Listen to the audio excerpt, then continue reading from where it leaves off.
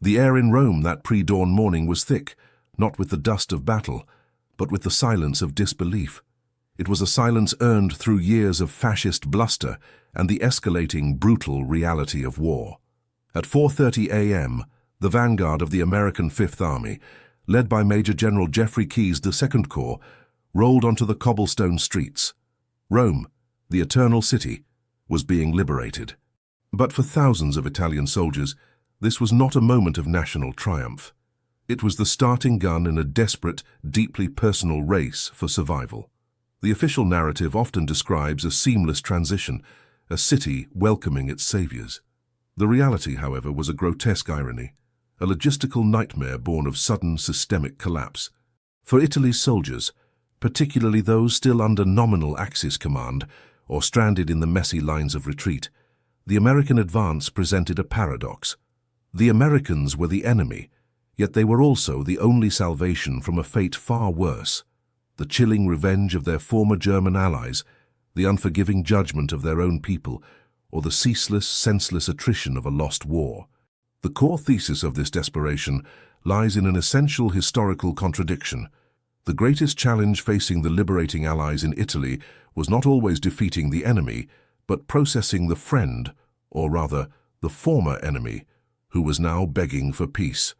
The surrender of Rome, therefore, was less a tactical victory than a psychological tipping point, unleashing a torrent of human need the Allied High Command was utterly unprepared to meet. We must understand the Italian soldier of 1944. His war had been one of disappointment and betrayal. From the deserts of North Africa to the frozen plains of Russia, his equipment was obsolete, his leadership often incompetent, and his resolve utterly depleted. The armistice of September 1943 had been the final crushing blow, splitting the nation and the military into warring halves, one fighting for the fascist puppet state of Salo, the other now fighting alongside the Allies, or simply trying to vanish into the Contado, the Italian countryside. By the time Rome fell, wrote historian and veteran Lieutenant Marco Lanza, the Italian uniform was a mark of shame, not honor. We were tired of fighting for a leader we despised, against men who looked just like us, and alongside Germans who treated us as cannon fodder. This deep-seated fatigue explains the frantic, often reckless, attempts at individual and unit-level surrender. Entire companies, isolated and starving, would vanish into the woods only to reappear days later, white flags made from bedsheets held aloft, marching towards the thunder of American artillery, a thunder that, to them, sounded like the very voice of salvezza, salvation. The fear was palpable, almost physical. The German command, particularly the unforgiving divisions of the Wehrmacht, viewed any attempt at independent Italian action as treason, punishable by immediate execution. The noose around the necks of these units was tightening from both sides. Consider the perspective from a high-ranking German officer. General Field Marshal Albert Kesselring, architect of the formidable defensive lines south of Rome, later remarked with characteristic disdain, "The Italians, once their spirit was broken by the treachery of their king, melted away. We had to police them as much as fight the Americans. Their primary motivation became saving their own miserable hides." This German view, while arrogant, underscores the immediate peril. A captured Italian soldier faced Allied detention, but a surrendering Italian soldier caught by the Germans faced a firing squad. The stakes were clear. The prize was life. The cost of hesitation was death. This desperation transcended rank. Captain Enzo Rossi, commanding an anti-aircraft battery near Anzio, recorded in his private journal on June 5th. The orders were to retreat north with the main German column. The unspoken order, the one every man obeyed, was disarm, survive. Find the Americans before the Germans find you. We buried our heavy machine guns, traded our uniforms for peasant clothes, and walked towards the distant rumble. We were not deserting the war. We were seeking a new, desperate peace. The industrial scale of the Italian campaign, too, was reaching an absurd peak. As the Allies pushed north, the sheer volume of soldiers needing to be processed, fed, disarmed, questioned, and relocated, threatened to cripple the logistics of the very advance that brought them freedom. The Allies had planned for pitched battles. They had planned for German resistance. They had not fully planned for thousands of men throwing down their weapons and walking towards the enemy. This massive, spontaneous demobilization was a strategic force in itself, a silent weapon that disarmed the Axis rear, clogged roads, and became, ironically, a massive new burden on the liberators. The stage is now set for a 5-act drama: the sudden, strategic collapse in Rome, the technological challenge of processing surrender, the human stories of betrayal and redemption, the German response, and finally, the legacy of Italy's desperate peace. The history of war is often written by the victors, focusing on tanks and troop movements, but true understanding lies in the human heart caught in the maelstrom. If you seek to uncover the intricate, messy truths behind the grand narratives of World War II, hit the subscribe button now. Join us as we continue to dissect the desperation of the Italian campaign. The euphoria of taking Rome quickly gave way to a cold, hard reality for the Allied brass. The sheer scale of human materiel now on their hands. Processing surrenders in wartime is a procedure built on strict, regulated protocols: segregation, interrogation, documentation, and transport. Yet what unfolded in the days immediately following June 4th was anything but regulated. It was a logistical tsunami. The American strategy, designed for combat, was ill-equipped for this wave of voluntary capitulation. The standard procedure for a prisoner of war, POW, was simple: search, silence, segregate, speed. But these were not merely POWs. Many were co-belligerents seeking to switch sides. Others were simply civilians in uniform, and all of them were malnourished and psychologically shattered. The most acute technical problem was infrastructure. The Allies were advancing north, and every available truck, every mile of rail, and every drop of gasoline was earmarked for ammunition, fuel, and supplies moving to the front. The flow of human traffic, surrendering Italian and German soldiers, moving away from the front became a critical bottleneck. Consider the role of the Jeep. Designed as a rugged reconnaissance and utility vehicle, the Jeep now found itself playing the role of an impromptu, overstuffed troop transport, ferrying Italian officers who had walked for 3 days, their shoes shredded, toward the nearest American checkpoint.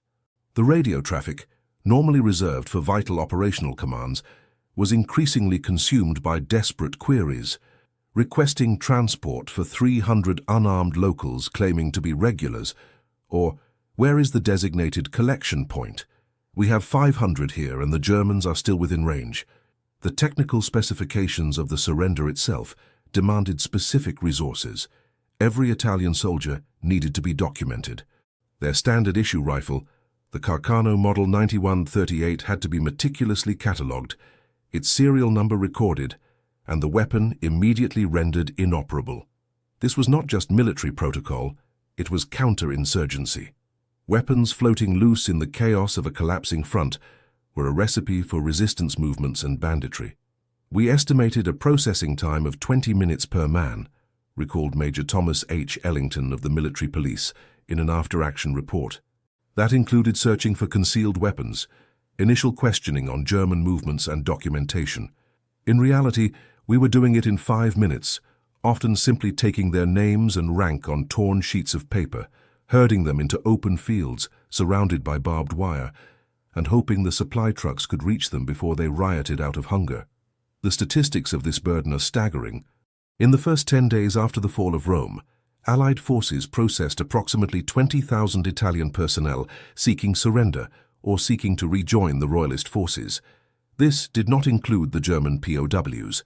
To grasp the scale, this was equivalent to adding 2 full divisions' worth of personnel to the Allied logistical chain, all requiring food, water, and shelter behind the advancing front line. This crisis led to an incredible improvisation.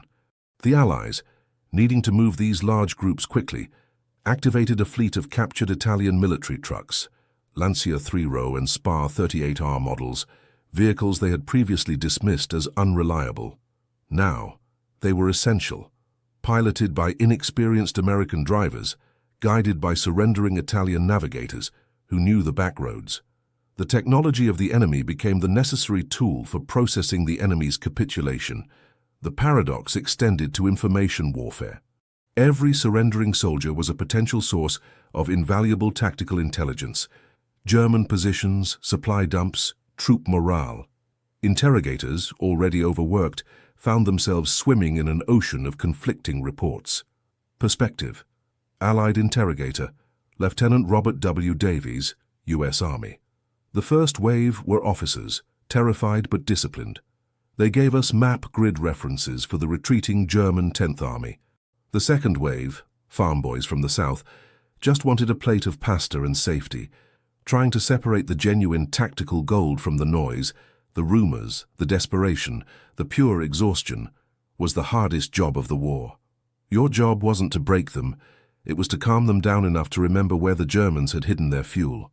The American command, faced with this relentless human tide, had to make a swift, brutal, strategic decision. Prioritize the fight over the processing. Large-scale temporary detention centers were established, often just open fields, with minimal amenities and security. This decision, though harsh, ensured the advance did not stall. The desperate desire of the Italian soldier for peace was, in effect, weaponized by the Allies to maintain momentum, a strange and cruel twist of fate for those seeking sanctuary. The logistical tsunami exposed a crucial weakness in military planning, the inability to fully account for the human will to survive when national ideologies collapse. As the Italian masses flooded the Allied rear, their sheer numbers became a passive but powerful force multiplier against their former German masters. While the Americans wrestled with the logistical nightmare, the retreating German 10th and 14th armies were grappling with something far more toxic, the psychological fallout of betrayal. For the Wehrmacht soldier, the Italian surrender was not just a tactical setback, it was a profound crisis of confidence, confirming their deeply held prejudice of Italian inferiority. Before the armistice, the relationship had been one of condescending tolerance. After the fall of Rome, it became one of outright contempt and paranoia. This shift in perception is critical to understanding the brutality that followed. German officers no longer trusted any Italian in uniform, leading to immediate disarmament, forced labor, and in numerous documented cases, arbitrary executions of soldiers suspected of collaboration. The Italian soldier, on the other hand, was living through an existential nightmare. He was not only fighting for survival, but also for redefinition. Having been the junior partner in a failed fascist project, he was now desperate to prove to the Allies that his true loyalty lay with liberation, and to the Germans that he was not worth the effort of execution. Perspective. Italian soldier, Corporal Giovanni Sartori, account from a 1970 interview. We were ordered to blow a bridge. The German lieutenant, Hans, stood over us with his MP-40. We knew if we blew the bridge, the Americans would pass us by, and we'd be trapped with the retreating Germans forever. It was a minute-by-minute calculation. We used the wrong fuse. The blast was weak. Lieutenant Hans roared at us, but it bought us 48 hours. 48 hours later, we were in a ditch playing dead as the US M4 Shermans rolled past. The German lieutenant, he never made it out. The experience of the German rearguard was one of growing isolation and fear, amplified by the treachery they saw all around them. They were relying on Italian infrastructure, Italian supply lines, and Italian communication networks, all of which were now poisoned by hidden allegiance. German combat reports from June 1944 are littered with terms like sabotage and Verrat, betrayal, referring not to partisan attacks, but to the sudden failure of equipment or the misinformation provided by local Italian commanders. The psychological toll on German units was immense. They were fighting not only the Allied advance, but also an invisible enemy in their own rear. The constant threat of being cut off, combined with the visible evidence of Italian units abandoning their posts, led to a tightening of discipline and a corresponding increase in war crimes. This was the dark side of the surrender. The German fear created a new level of terror for the Italian populace. Technologically, the German communication systems were a weak link. The Allies had successfully decrypted some Axis high-level communications via Ultra, but the critical low-level battlefield intelligence often relied on wired Italian lines and local messengers. When these networks collapsed, as Italian personnel literally walked away from their posts, the German command was left blind, relying on vulnerable radio transmissions that the Allies were actively jamming or monitoring. The surrender was therefore a powerful psychological operation, albeit an unintentional one, that further destabilized the already crumbling cohesion of the Axis effort in Italy. The irony of the German retreat. The retreating German forces, master tacticians of the Blitzkrieg, were now forced into a chaotic, desperate withdrawal. The very speed and efficiency they prized were undermined by their former ally. The roads they needed to use were clogged by Italian refugees and surrendering soldiers. Their rear security detachments, previously tasked with defending against partisans, now had to be diverted to disarming and policing their own former partners. The psychological weapon was fatigue. The desperation of the Italian soldier served to exhaust and demoralize the German one.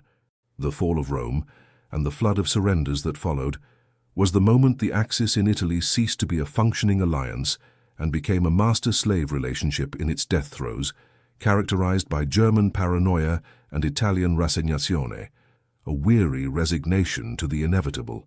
The surrender was far more than a logistical problem. It was an intelligence goldmine. For the Allies, every Italian soldier who walked into their lines represented a piece of the strategic puzzle they were trying to solve. The exact location and composition of the German Gothic Line, Kesselring's next major defensive stand in the north. The interrogation rooms, often makeshift tents behind the lines, became the front line of a silent, high-stakes battle. Allied intelligence officers, speaking a mix of hurried Italian and broken German, were seeking two crucial data sets: tactical, immediate positions, minefields, unit morale, and strategic, long-term German plans, supply depots, movement of key leadership. The challenge was determining who was a genuine surrenderer and who was a German plant. The Allied forces operated with extreme caution. The initial screening was brutal and swift. Anyone found with unauthorized weapons, suspicious documents, or conflicting accounts was immediately segregated. The key technological insight gleaned from these interrogations centered on German defensive planning. Italian engineers and logistics officers, frustrated by German arrogance, often provided precise details on the construction of the Gothic Line. They spoke of the hedgehog defenses, prefabricated concrete bunkers, interlocking fields of fire, and the precise calibration of German heavy artillery. This granular data, which Ultra could not provide, saved countless Allied lives. This act must pivot to a critical nuance. Not all Italian units were surrendering. A significant, if politically complex, group of Italian regular army forces, loyal to the king and the new government in the south, the Regno del Sud, were actively trying to join the fight alongside the Allies. The Primo Raggruppamento Motorizzato, first motorized grouping, was the nucleus of this new Italian co-belligerent army. Their officers and men, having endured the shame of defeat, were desperate for military redemption. They faced an equally challenging bureaucratic hurdle, convincing their skeptical Allied counterparts that they were ready to fight a modern war. Perspective, Allied commander General Mark Clark, extract from post-war memoirs. The Italians who wanted to fight were brave, no doubt, but they were equipped with rifles made in the 1890s. Their trucks were falling apart. My engineers called their communications equipment museum pieces. We had to make a cold strategic calculation. Was the political and morale boost of having an Italian co-belligerent army worth the massive logistical drain of equipping them with modern Allied gear? Often the answer was yes, but it slowed our supply chain significantly. The intelligence derived from the surrendering units was often used to justify the integration of the co-belligerent units. If an Italian officer could provide a perfect map of a German fortification because he had helped build it, his utility was instantly proven. The sheer volume of tactical data, the identification of the most feared German units, the Hermann Göring Panzer Division and the 1st Parachute Division, allowed Allied planners to allocate their resources more efficiently. The silent battle of intelligence was won because of the human factor, the Italian soldiers' absolute, undeniable desire for the war to end. This universal motivation overpowered loyalty, fear, and even training. The technology of war, the tanks, the planes, the guns, was momentarily eclipsed by the human intelligence gathered from men who had simply had enough. The true genius of the Allied intelligence was recognizing that this surrender was not just a flow of bodies, but a flood of cheap, current, and devastatingly accurate information. The immediate climax of this desperate surrender came not in a single battle, but in the rapid strategic advance that followed the fall of Rome. The intelligence gained from the torrent of Italian surrenders allowed the Allies to pierce the initial, hastily established German defenses north of the city far quicker than anticipated. By moving aggressively before Kesselring could fully anchor his armies, the Allies capitalized on the chaos and paralysis wrought by their former allies' defection. The central thesis, that the mass surrender was a strategic force in itself, was proven on the battlefield. The disorganization it caused in the German rear, coupled with the precise information it provided to the Allies, directly contributed to the swift reduction of German resistance throughout the summer of 1944. However, the legacy of this desperate peace is complex and enduring. For the individual Italian soldier, surrender brought physical safety but not necessarily peace. They were interned, not celebrated. Many spent months in crowded POW camps, viewed with suspicion by the very men who had liberated them. They traded the terror of the German firing squad for the monotony of confinement, a bitter reward for their choice to survive. The memory of betrayal, both being betrayed by Mussolini and betraying the Axis cause, haunted a generation. The sheer number of surrendering men served as a brutal lesson for all armies. Technology and firepower can be nullified by the psychological collapse of a nation's will.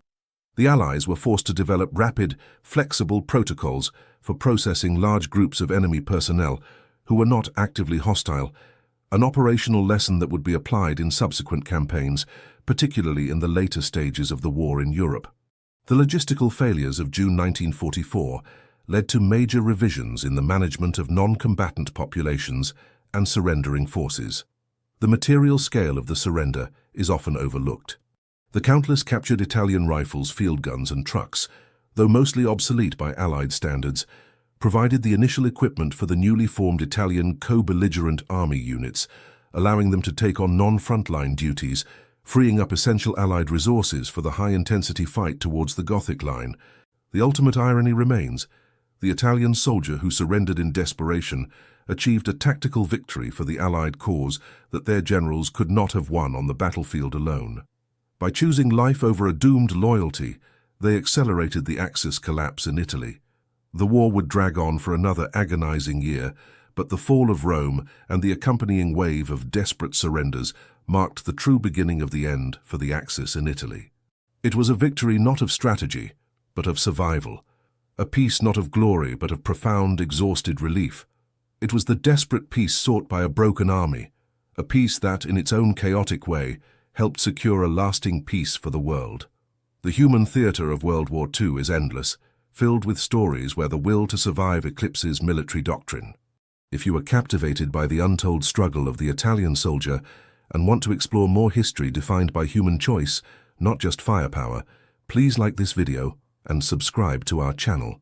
Your support allows us to continue bringing these complex, high-quality and deeply human stories to light. Thank you for watching.